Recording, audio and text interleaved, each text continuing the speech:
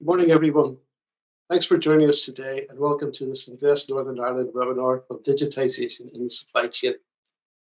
My name is Stephen Drummond and I'm joined today by my colleagues Joe McVeigh, Kevin Johnson and Mark Allison. Joe and I are senior supply chain advisors working in the supply chain development team within Invest Northern Ireland. And Kevin and Mark are from the Invest Northern Ireland e-business team. This webinar is one in a series of supply chain topics that can be accessed via the Invest Northern Ireland website.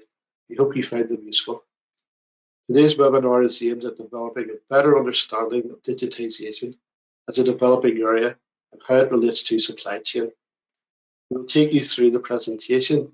We will jointly take your questions at the end. You can add questions in the chat box. Thank you very much for your attendance. We hope you find this useful, and we will begin the presentation. The subject we're covering today focuses on digitisation within supply chain. We will cover what digitisation is, what does it look like and how does it benefit supply chain, how to get started, who can help you, and there'll be a chance for question and answers at the end. Since the late 18th century, ever-accelerating advances in technology has fundamentally changed how we make things, increasing productivity and complexity. The use of water and steam to drive machines marked the first industrial revolution. The evidence of this can be seen around our cities in mill buildings that still stand. The introduction of mass production gave huge increases to productivity and brought into focus the need for sustainable supply chains that could feed the machine. The third industrial revolution, led by advances in computer technology, allowed the expansion of a range of products that could be produced economically. This required supply chains to be much more responsive to production needs. Industry 4 reflected the increase in importance of data as a driving force behind business. The vision for Industry 4 is to connect linear supply chains, effectively removing the information gaps between individual suppliers and producers, making the complex supply chains into an autonomous ecosystem. And data is at the heart of this chain. So what is digitisation? Digitization is the process to convert analog information into a digital format, representing data as discrete elements or digits that can be stored, processed, and transmitted by electronic systems. Simply put, digitization transforms information into a format a computer can understand and manipulate. There are many examples of this move from analog to digital in the world around us. There are those of us who remember the physical phone book and yellow pages in our houses, and yet for many, an internet search or save contacts on our phone is the current way to get this information. What is common here that instead of information being held discreetly in analog form, it is now maintained centrally and accessed from discrete locations. Innovation will continue and these technologies will evolve or be superseded in the future. There are similar examples in supply chain management, from paper purchase orders to electronic purchase orders, manual production control to using ERP type systems, paper stock records to electronic. It is realistic to say that digitization now impacts all areas of supply chain management, as will be shown later. Digitization in supply chain refers to the integration of digital technologies and processes to enhance efficiency, visibility, and collaboration across the entire supply chain ecosystem. It involves the use of various tools, software, and technologies to streamline operations, optimize processes, and improve decision making. Advances in technology and software go hand in hand. Digitization can help improve supply chain's efficiency, visibility, customer experience, and reduce costs. So why move to digitization?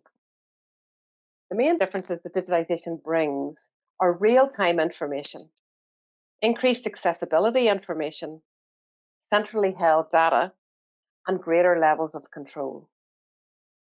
Changes that are easier to update and increase security. However, we will cover cybersecurity risks in more detail later in the webinar.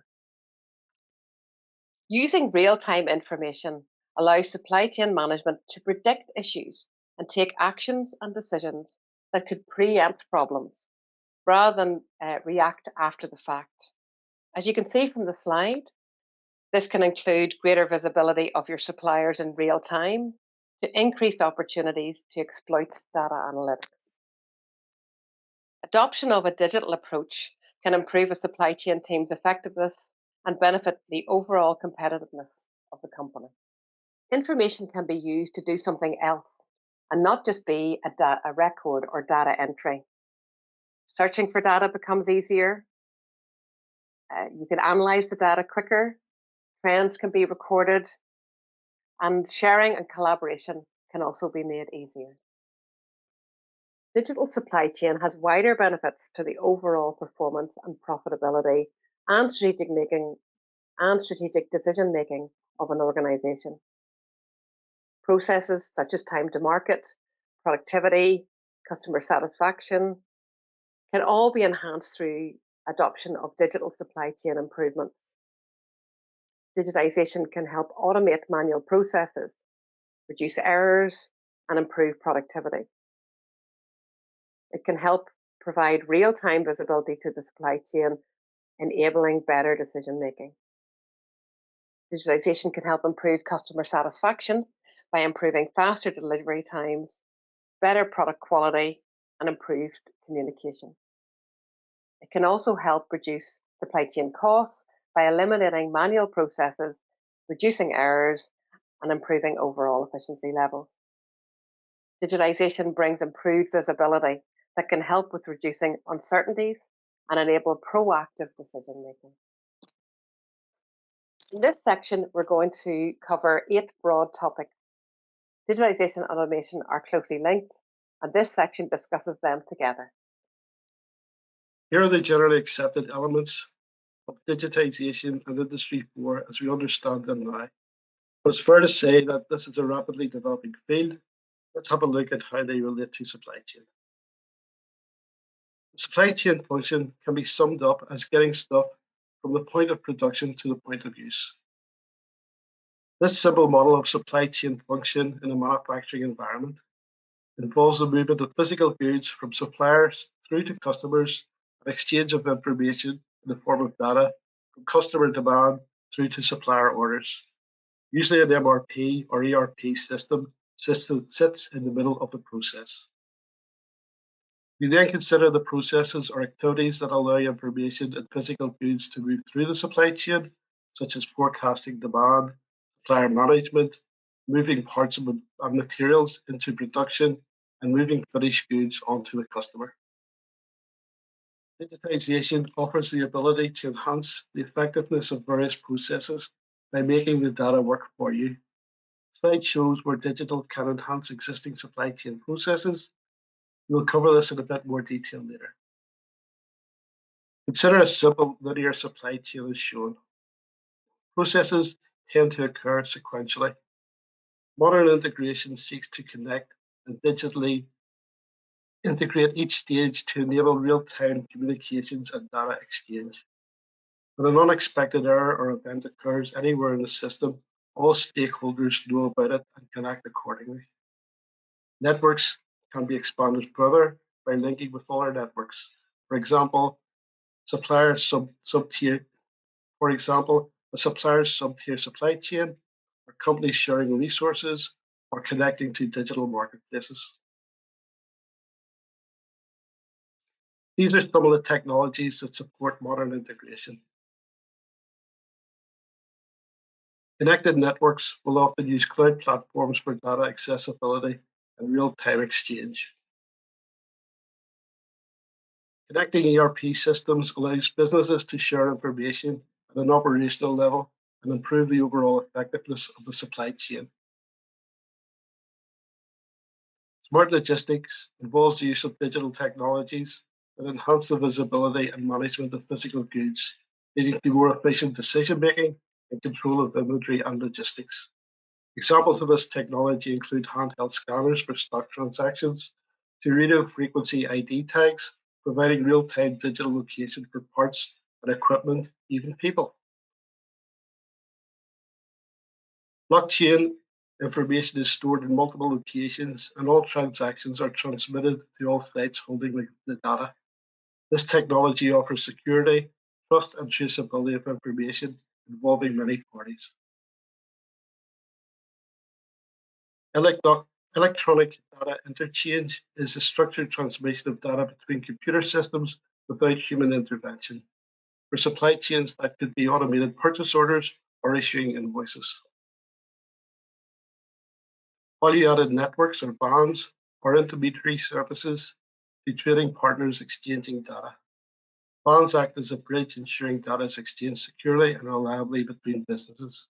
For example, a purchase order transmitted in a customer's template could be formatted to be read by the supplier's ordering system without manual data entry. As you can see, modern integration is at the heart of digitization, allowing seamless information flow, facilitating the smooth exchange of data across various platforms and systems.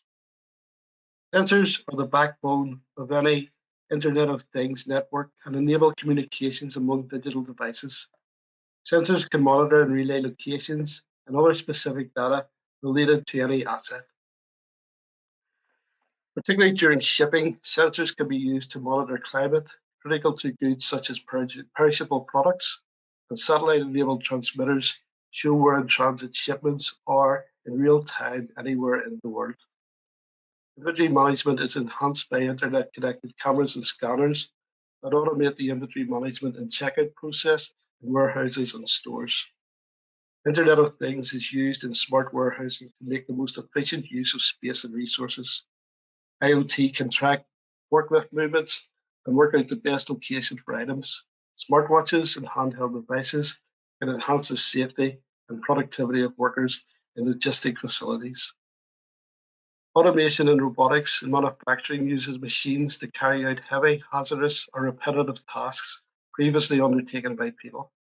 In supply chain, managing simple, repetitive tasks like vending machines dispensing low-value consumable goods to more advanced activities such as warehousing, automation include the use of automated unmanned vehicles, UVAs, to move stock, conveyor systems with robotic sorting for distribution, use of drones and UVAs to deliver parts to point of use. Automation has clear advantages in terms of productivity. Levels of automation need to be cost justified, but the busiest stores are moving in this direction. Artificial intelligence, or AI, can perform tasks that typically require human intelligence, aiming to simulate human-like thinking and problem-solving abilities in machines. Machine learning is a subset of AI that focuses on building systems capable of learning and improving from experiences without being explicitly programmed. It involves the development of algorithms that allow machines to learn patterns and make predictions or decisions based on data. Here are some examples of AI and AML in use in supply chain. Supplier selection. Machine learning models can evaluate factors such as reliability, price, and cost performance. Supplier performance. Analyze real-time data and trends to predict supplier performance management issues. Risk management. Machine learning can assess and update potential supply risk. Assessment factors such as geographical events, economic conditions, shipping traffic patterns, and delays. Warehouse layout. Dynamic planning for stock locations and stores to minimize the movement of goods. As well as predictive analysis and system adaptability, AI can improve user experiences by understanding individual preferences and behaviors and personalizing the system. It enhances security measures, identifying unusual patterns or anomalies in data, leading to fraud detection.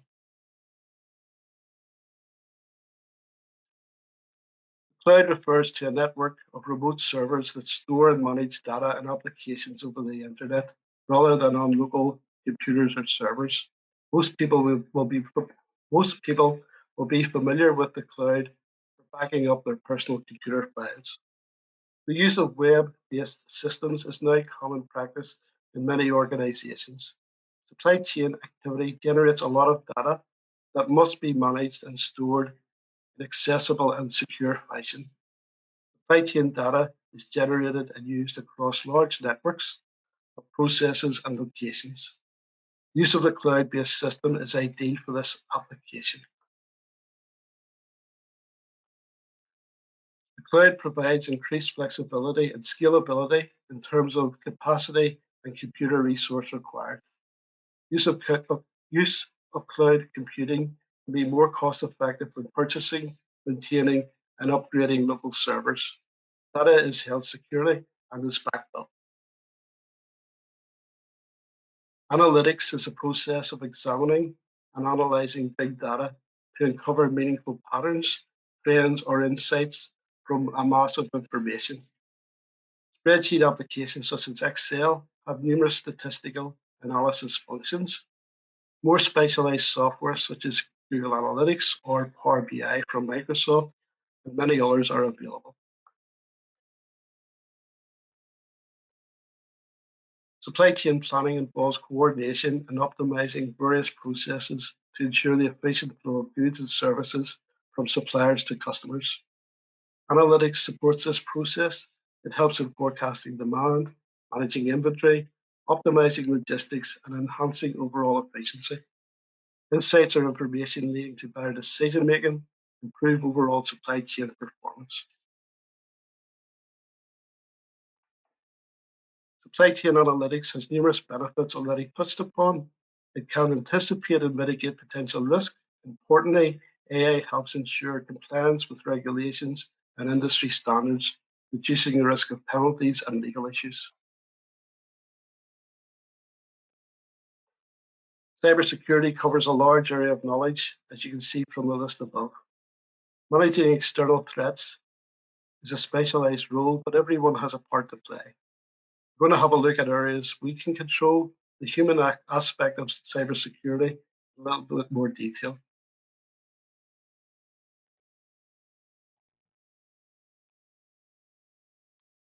The biggest vulnerability in any computer system is the people using the system. The way we guard against this is by having good processes in practice and enforcing them.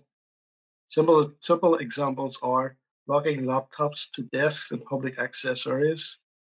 Team members should be aware of legislation such as the Data Protection Act in the UK and the enormous penalties of infringing the rules. Digital twin is a virtual computer-based representation of a model of either a physical entity, like a machine or factory or a store, a system, for example, an MRP system, or demand forecasting, or a process such as matching goods to receipts to orders.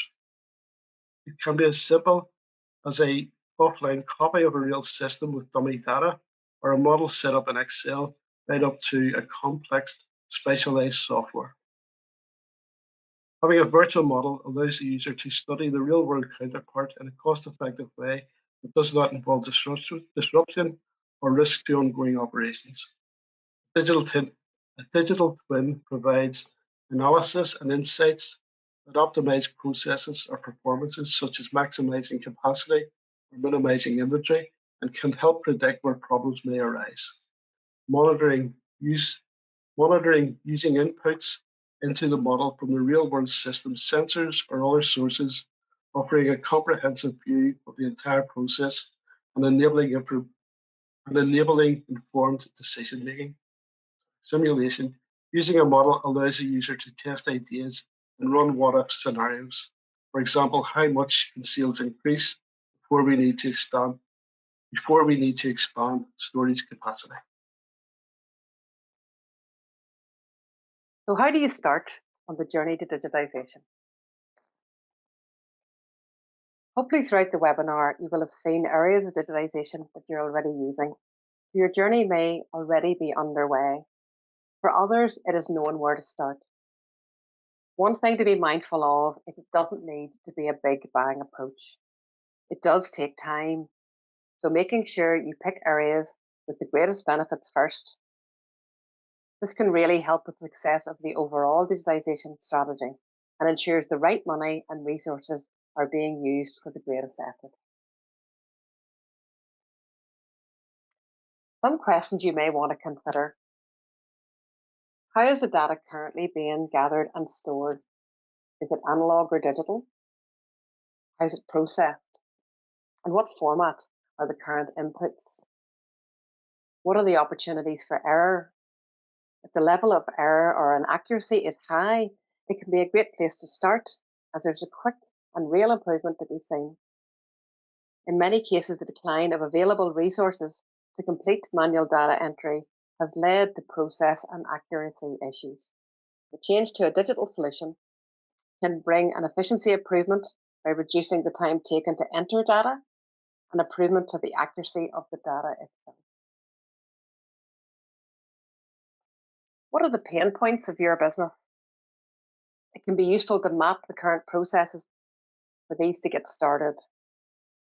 Make note of what information and data is used at each process, what data is transferred to other processes within your business. What do you want it to look like? How could you possibly move from analog to digital, which makes the most sense for now? For example, if you have issues with stock accuracy and slow processing of goods in and out of your stores, then handheld scanners could bring enhanced processing time and higher accuracy of stock levels.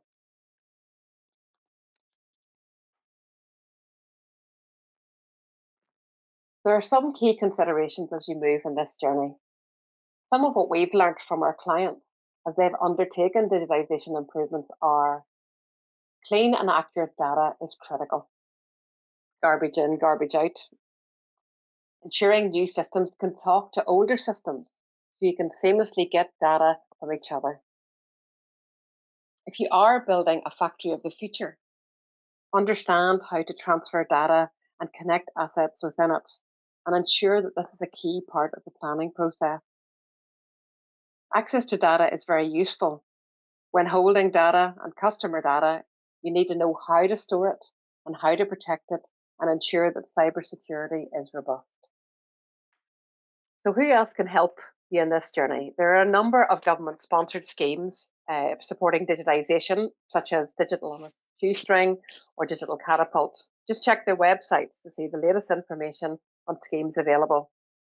There's also opportunities to learn on a peer-to-peer basis through networking events and see what others are doing. You can contact us, the supply chain team, via the website, and there will be a QR code at the end of this webinar. If you currently work with a client executive, then reach out to them or contact the business support team. You can also work alongside our e-business team. We will now hear more from them on how they've supported supply chain improvements in the past. My name's Kevin Johnson, and I manage the Invest in e-business team. The team provides ICT advice and financial support to help businesses make better use of information technology, to help them digitize their business processes, which will ultimately support their growth and export ambitions. The ICT e-business advisors can provide one-to-one advice to businesses. We also contribute to the development and maintenance of much of the practical digital IT guidance and best practice available on the nibusinessinfo.co.uk website. Mark Allison is one of our ICT advisors from the team, and he'll be available in the Q&A session later. MIS is a scheme that we actually operate. Although the financial advice on NI Business and the ICT advisory support is open to any business, the financial support is only available to active Invest Now customers that are small or medium-sized enterprises. MIS is a grant scheme that can offer up to £25,000 of grant at a rate of 40% of eligible costs. It supports businesses to purchase the associated software and implement a management information system. These management information systems help digitize business processes, allow the capture and processing of key business data to drive efficiencies and increase the visibility of important information in the business. This in turn helps with more informed business decisions and making the business use this information to scale the business and improve the digital systems and processes.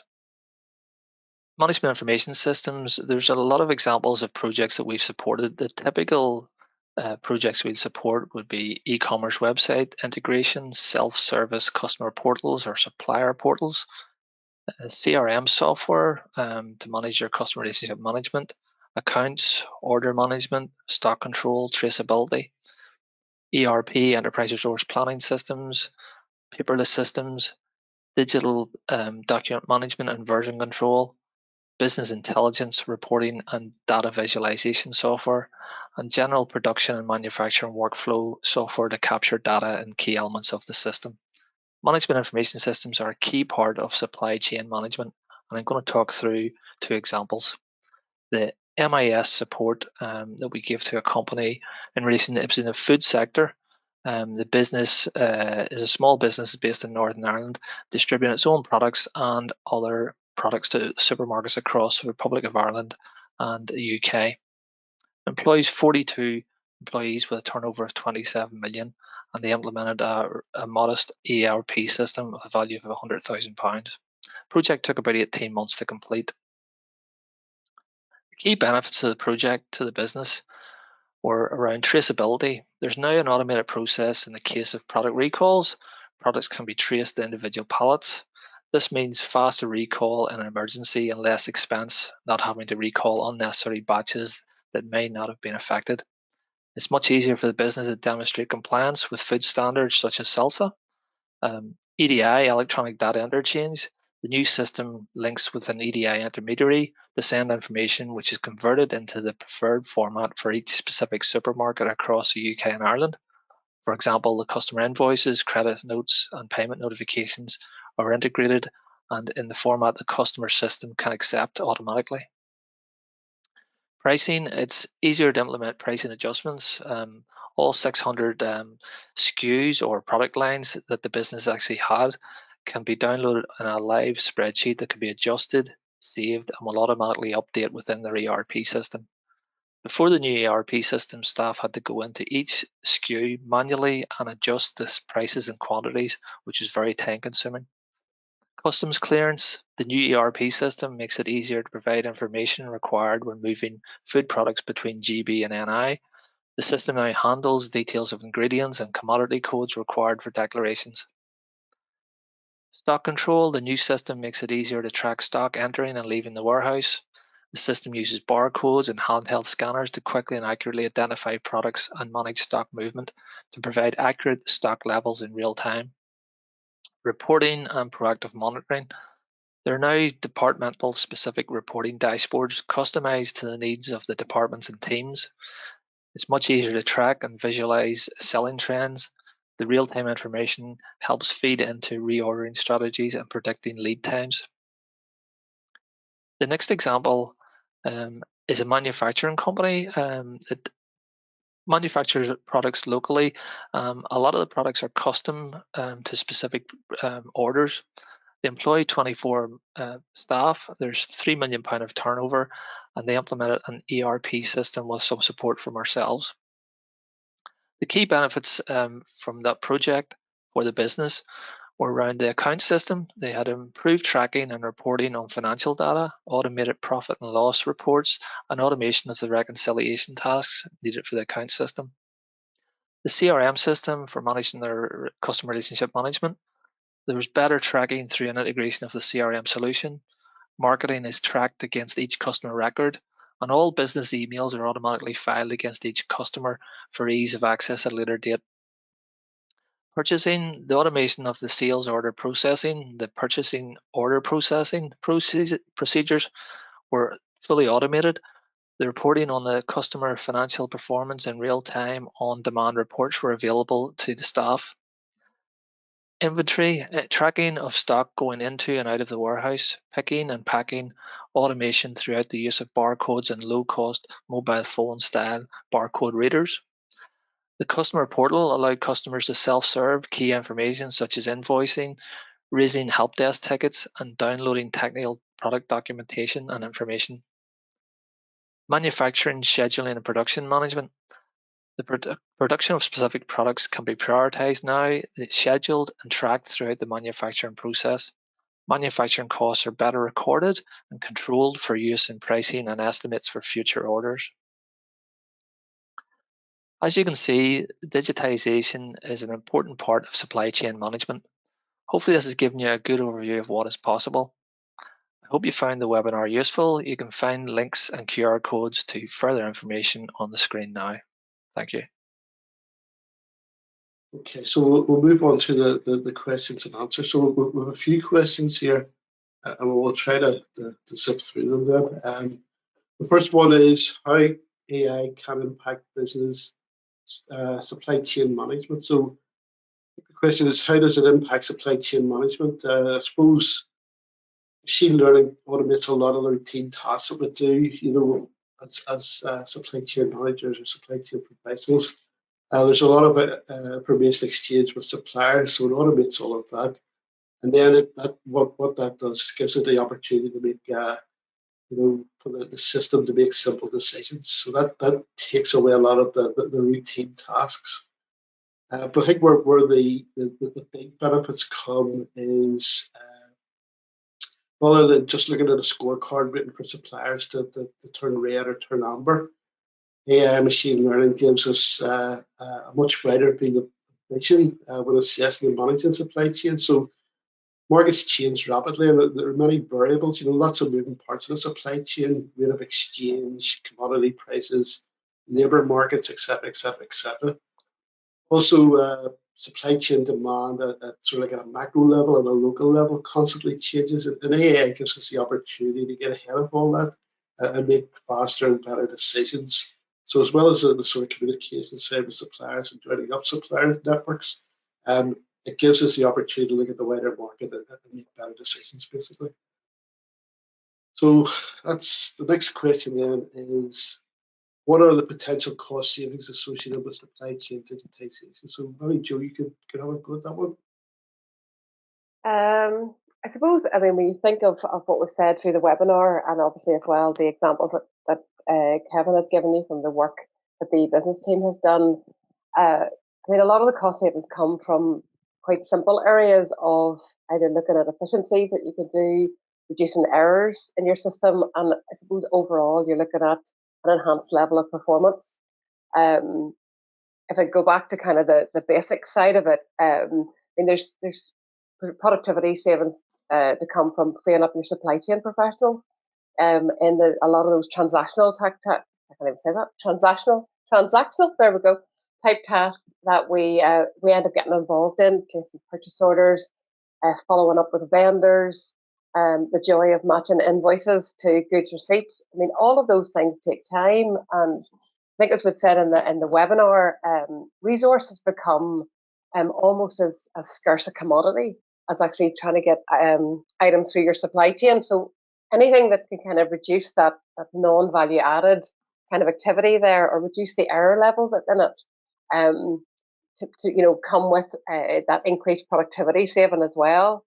Time is kind of at the heart of a lot of these things. Of you streamline your process and you get something done kind of a lot quicker. And I love the example of the handheld scanners in inventory, because how many times do you walk into a store and you see lots and lots of stuff sitting, and just with the amount of people available to put it away, the manual transaction of that just takes a lot of time, whereas the introduction of the handheld scanner gets that information to the system. We know it's there, and the chances of things even getting lost as well kind of can reduce.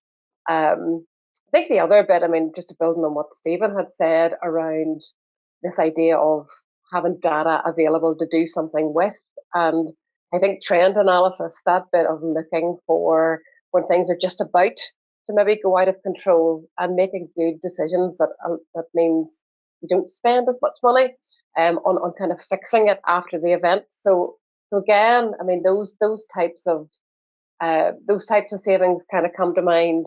I suppose if I was summarising it, it's that bit of before you put a digital solution in, that bit of looking at your process and kind of streamlining it a bit anyway, the bit of freeing up your staff to do more complex supply chain issues. And any of us who've been involved in supply chain in the last 5 years have probably seen more complexity than we've ever come across. So the ability to use that skill level that you have to work on those, to me, becomes even more important.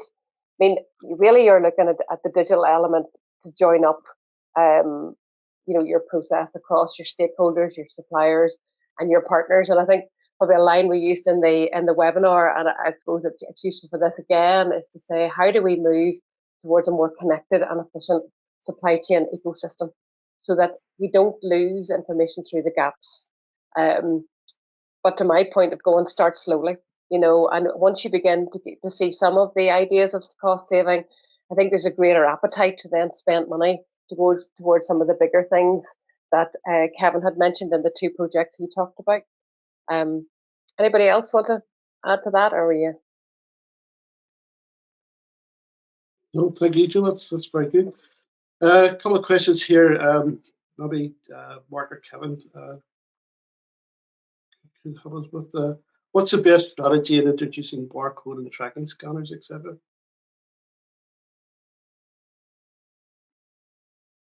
you want me to take this one? Mark, you go with that one.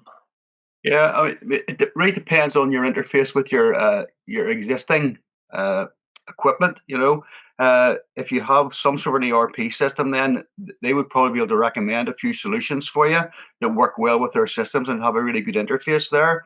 If you're working with Sage, there's a couple of different obvious solutions there. So having something that's going to add and easily interface to your existing stock management system is the way to go with that one. If you're starting from scratch, then it's maybe a bit more complicated because you're going to need something for that to interface into. But your existing supplier would probably be really good advice to start that journey off there. Thanks, Mark. It's another technical one, so over to you guys. What is INI's view on supporting Cloud 5 in-house servers and purchase hardware products? What is INI's view on supporting Cloud 5 in-house server and purchase hardware products? Well, basically, if it's through the MIS scheme for clients, it's a capital grant, so typically it's aimed at the one-off costs involved in that. So if it was a management information system project and there was an element of costs that were hardware based or recurring revenue, we don't typically cover that, but what we do cover is all the implementation and the customization and the setup, including the cyber security aspect of that, making sure it's secure, configured, operating, and also end user training on how to use the system. Okay, there's kind of two other ones here that kind of relate to security. Is there a risk in placing control of a full supply chain in a single digital system? And also, how do companies ensure data security and privacy in a digital supply chain environment?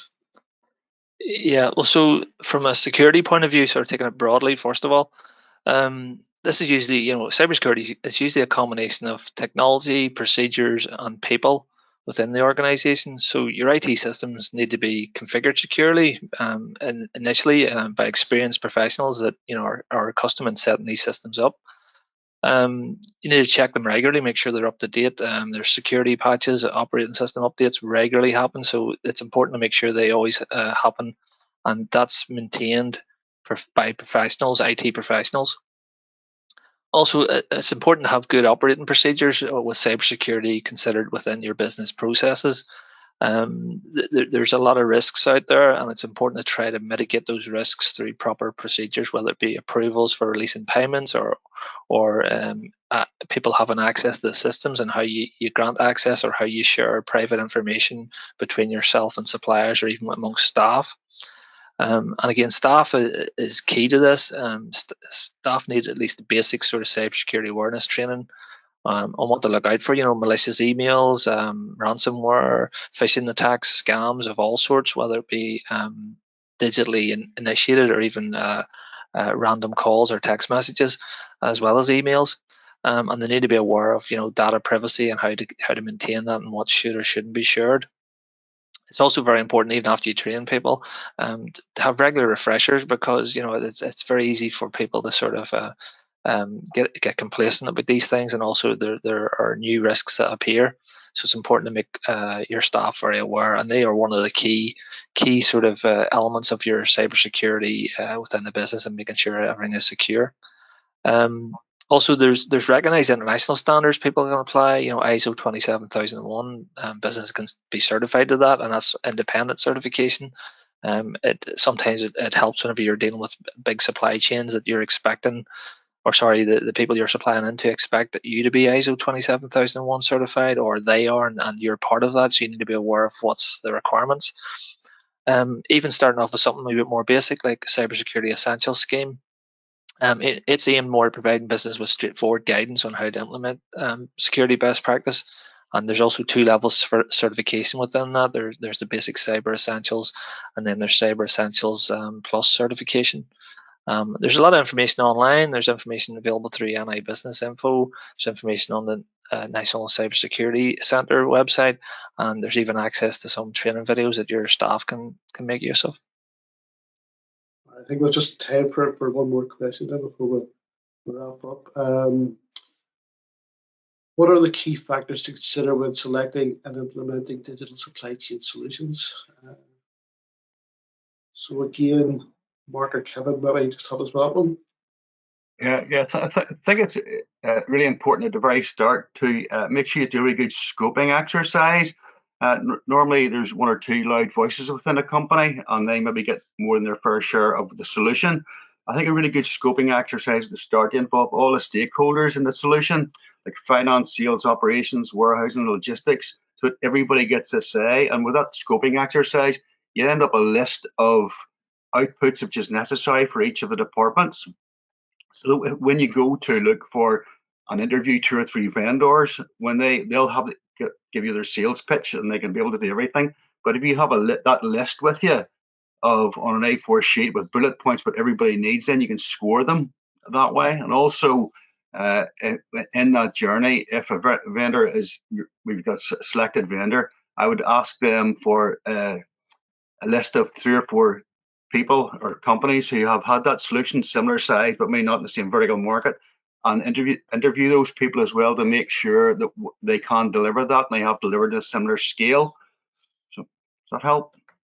That's brilliant. Thank you very much. Well, listen, thanks very much for all the people online that attended the webinar, and thanks to the guys that did it. So that's it from us. Thank you very much. All the best. Thanks.